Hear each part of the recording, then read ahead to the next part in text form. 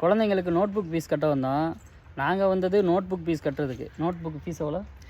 சஞ்சனாவுக்கு வந்து 5000 சொல்கிற, இனியனுக்கு வந்து 4000 சொல்கிற, 2 பேருக்கு சேர்த்து 10,140 ரூபாய். இங்கே வந்து பார்த்தா டேர்ம் ஃபீஸ் கட்டினா தான் நோட் புக் ஃபீஸே வாங்குவாங்களாம். டேர்ம் ஃபீஸ் எவ்வளோ?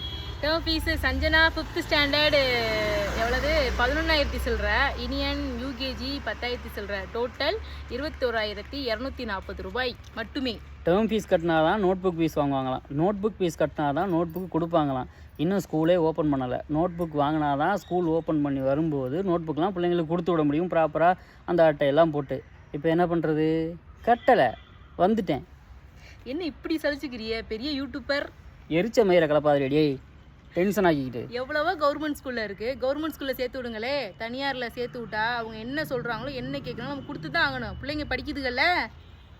பெக்கிறதோட சரி, கேட்டால் 10 மாதம் பெத்தேன்னு பீத்திக்கிற வேண்டியது. மற்ற எதுலேயும் பங்கு பெறதில்ல. முடிஞ்சால் பண்ணுங்க, முடியலைன்னா விடுங்க. உங்கள் இஷ்டம், உங்கள் பிள்ளைய, அதோட முடிச்சுக்கிறது. இப்போ என்ன பண்ணலாம்? ஏறு, நான் தான் கட்டணும். வேறு என்ன பண்ணுறது? என்ன பண்ணலாம்னா